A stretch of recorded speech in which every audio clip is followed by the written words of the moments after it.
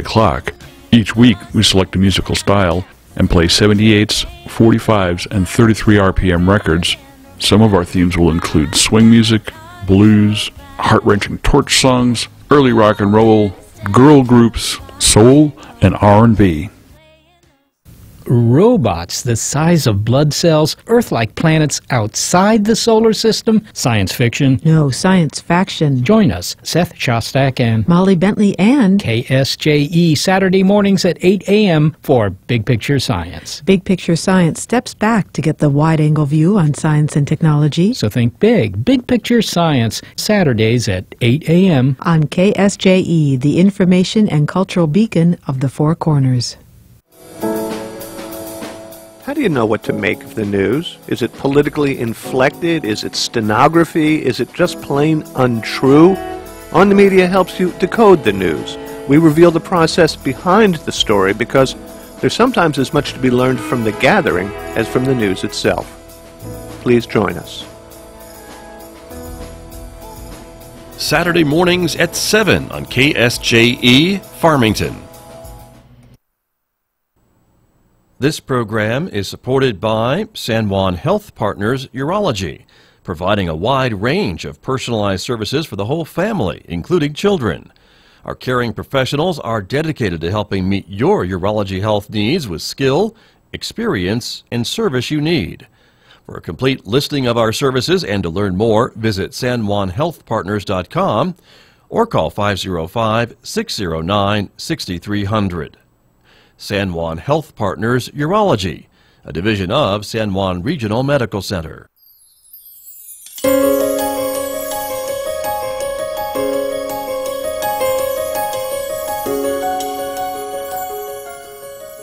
.828 KSJE. Listening to a little bit of music from the great Sheldon Pickering, who is one of my guests in the studio this morning off of his new album, Peace. And we'll be talking more about that, too, coming up in just a moment here on KSJE. Welcome, everyone. I'm Scott Michlin. Glad to have you aboard with us this morning, listening at 90.9 FM or online, of course, at KSJE.com. Good morning to our visual radio viewers who are watching us live this morning on the KSJE Facebook page and YouTube channel. I want to talk a little bit about the weather forecast, and it's turning out to be a fairly decent weekend here in the Four Corners area.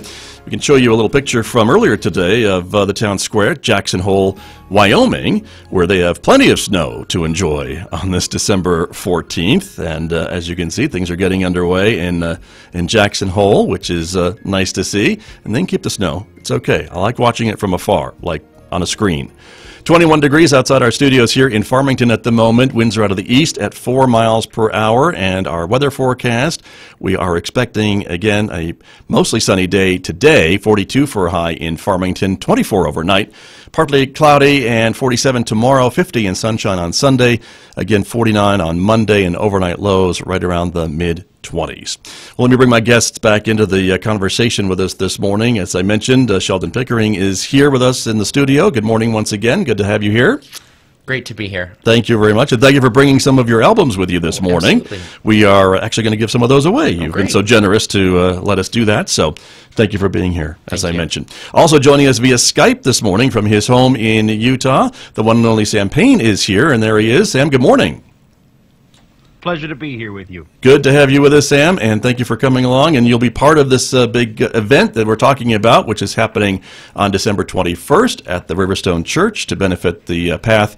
homeless shelter here in Farmington. So we'll talk more about that, too, in just a moment. And Sheldon Pickering, let me talk to you a little again about putting this all together. This is kind of a new reiteration of your annual Christmas concert, basically, right, that you've put on for years and years and years.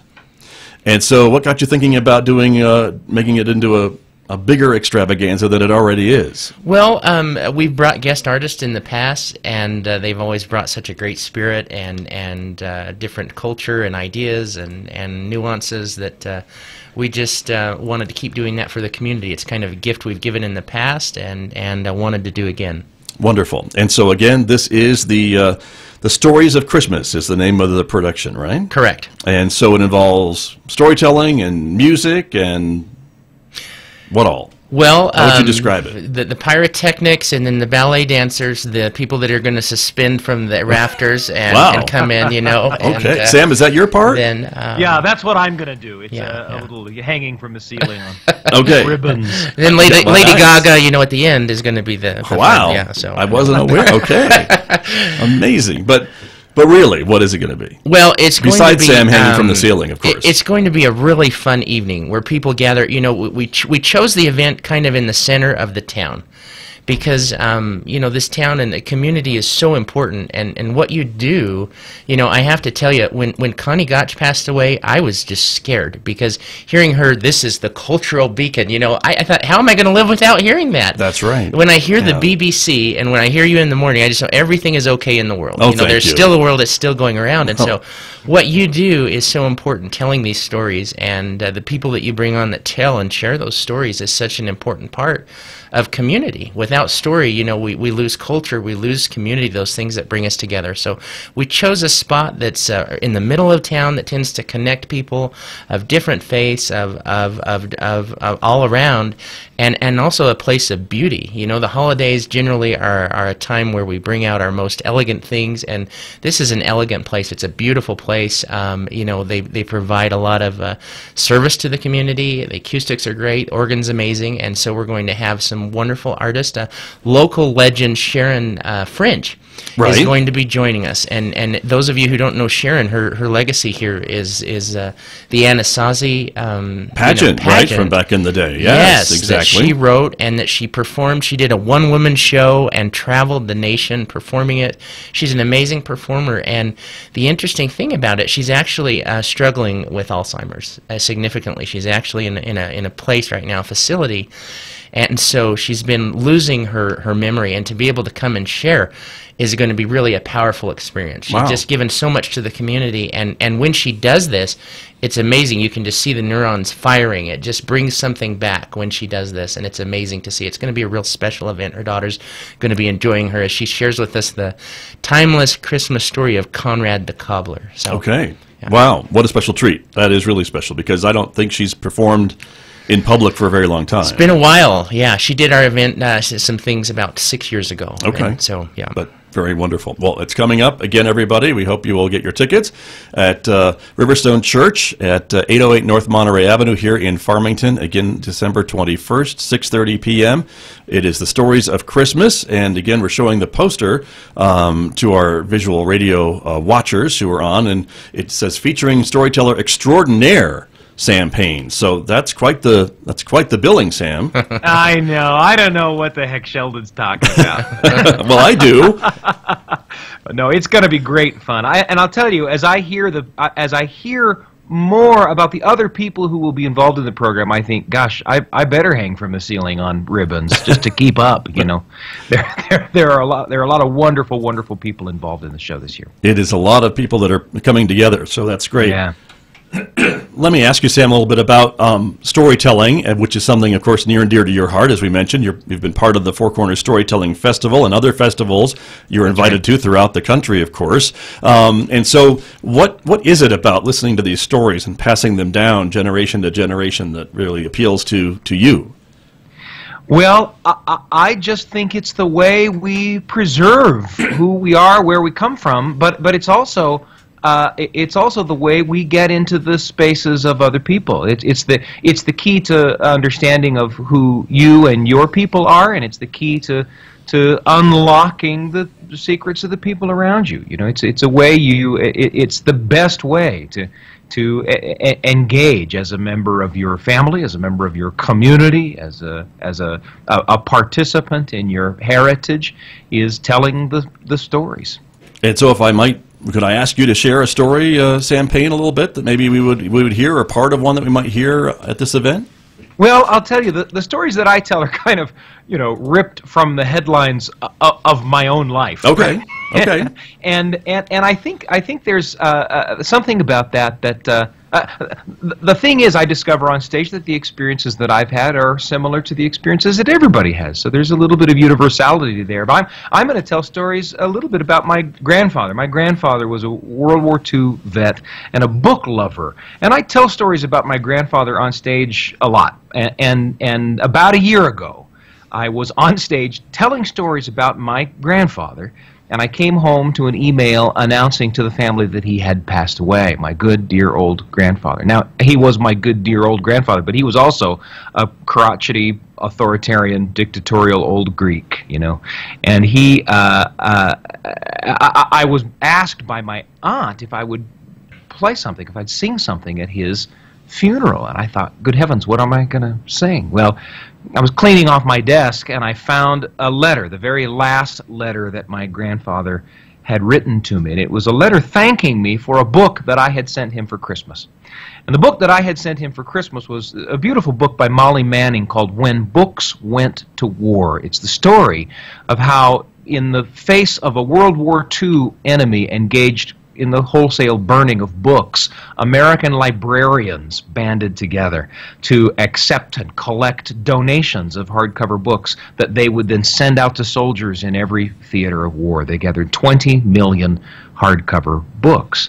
And soldiers all over the world actually had kind of a hard time managing these hardcover books. So the War Department and the publishing industry got involved and created these little paperback books, 1,200 titles, in little, again, paperback editions that they referred to as the American Servicemen's editions. And they sent these books out to soldiers all over the world who read them in chow lines and read them on bombing runs and read them in hospitals, and it became a very important connection to home. They wrote letters back to the authors of these books, and the authors responded. It's one of the best stories of World War II, and I thought that my grandfather, the book lover and World War II vet, would like this book. And so I had sent it to him. The letter he had sent me, the final letter of our correspondence in this sphere, was him thanking me for that book. And that letter became the basis for a song called I Got the Book You Sent Today that I'll perform on the concert.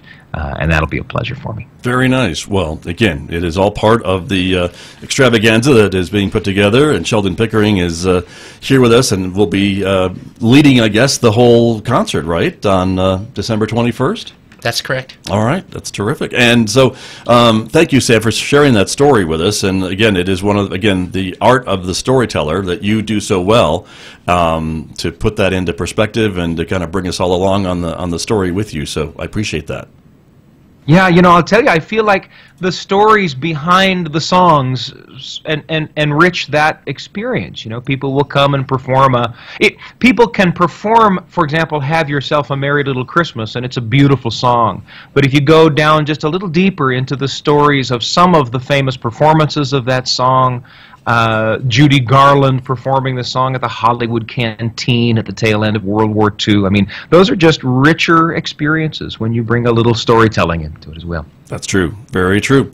Well, Sheldon, let me ask you a little bit about your new album that you brought with you today to share with us a little bit. And we heard a piece earlier, and I'll play one more song, I think, too, to let folks know kind of what it's all about. But it's called Peace, and tell us a little bit about it. It's for the holidays? It is. It is for the holidays. And explaining the title, I kind of went about this a little bit differently. I went to a studio and tried to go as much as I could in a state of meditation, if you will. Listen to a guided meditation, right. Started with prayer, and just really tried to connect with the peace that this season brings, and just tried to make it as intimate with the piano and the music, and then have some great orchestrations that our local legend Mauricio Espinal has helped with, and so tried to kind of actually tell stories through some of this music.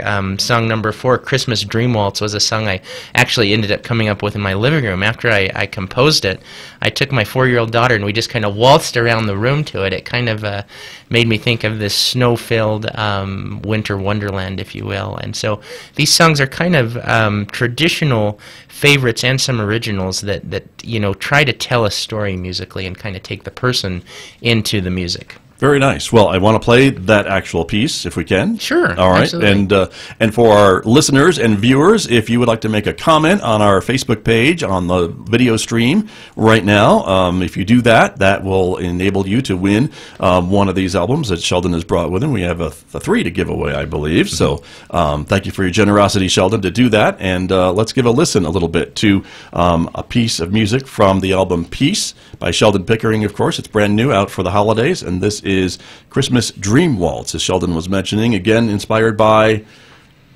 just the magic of the season. You know, I got to thinking of the magic that this season brings, those feelings that it brings. Okay, let's give a listen, everybody. The wonder.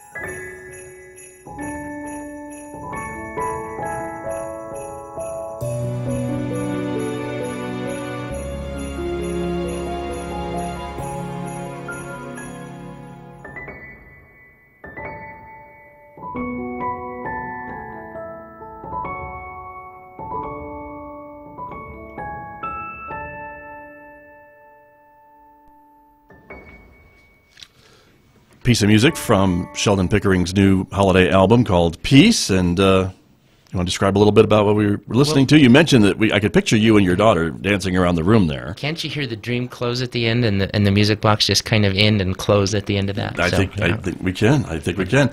Sheldon Pickering is my guest here in the studio, everybody. We're also joined by Sam Payne, storyteller extraordinaire from his home in Utah. Sam, any comments about that great piece of music we just heard?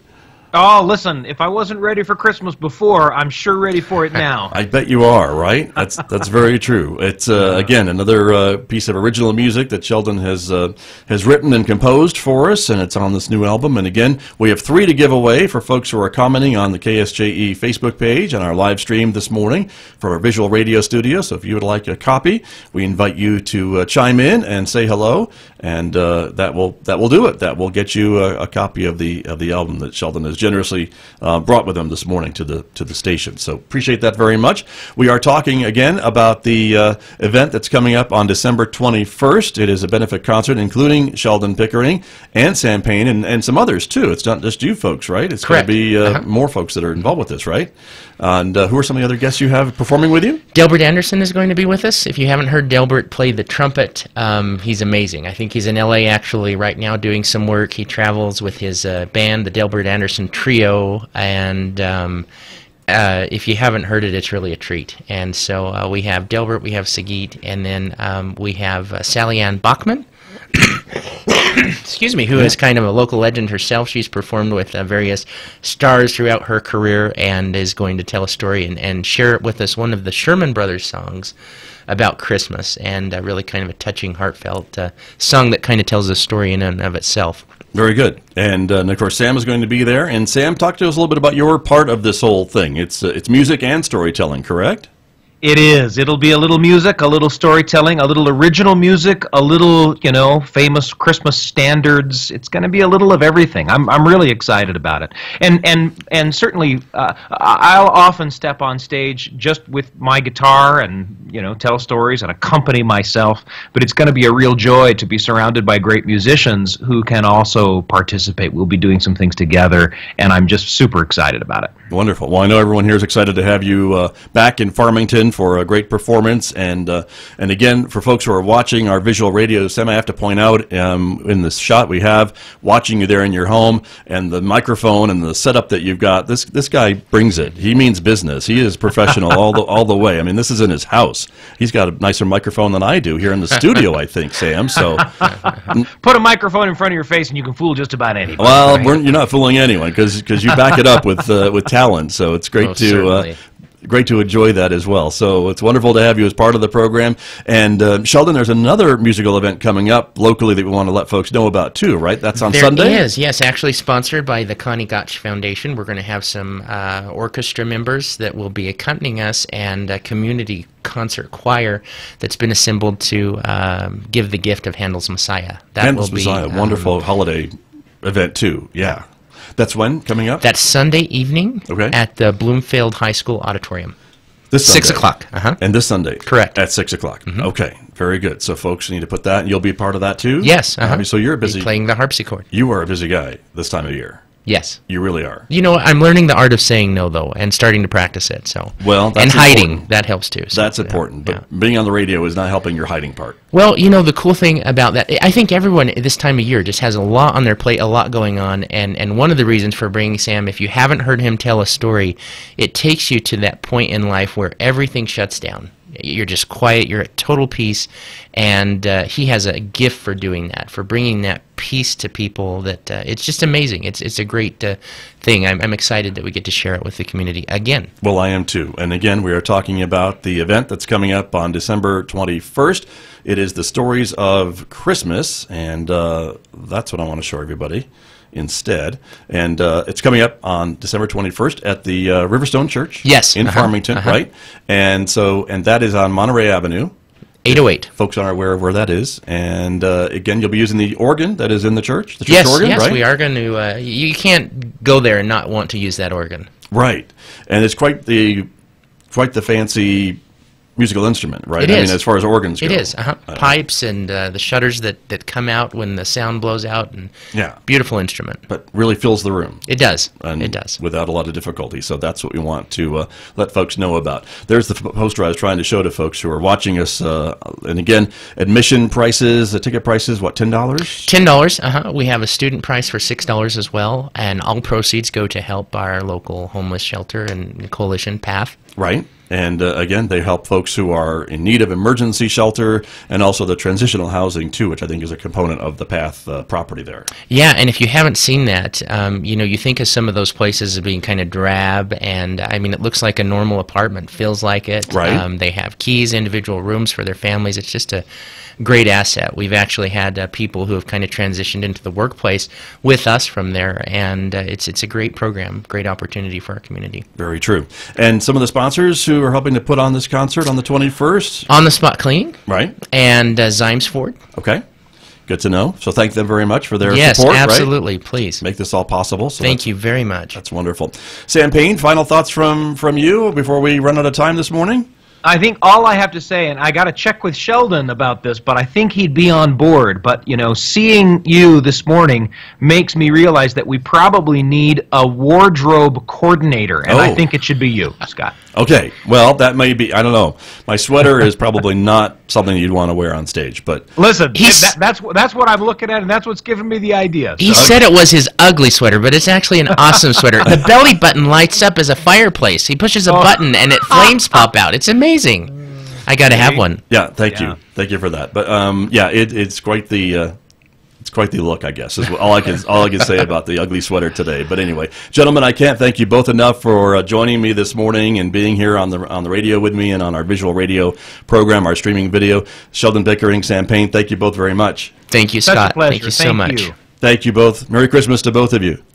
You too. We will see you on stage. Again, the event is coming up on December 21st at the Riverstone Church in Farmington. I'm Scott Michlin, back with more in just a moment. The time right now is 8:52.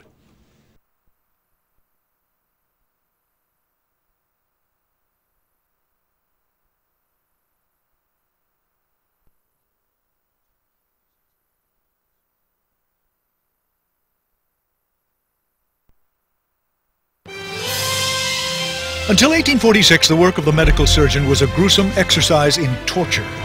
But for 70 years, the solution had been just a giggle away. A Moment in Time with Dan Roberts. Ironically, after 1772, the solution to the pain had at last become available.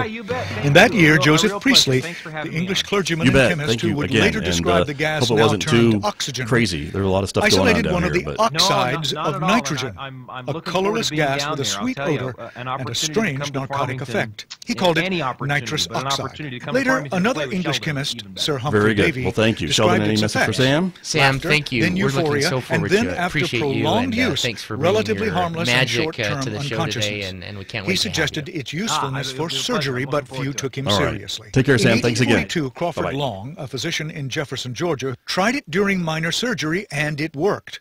In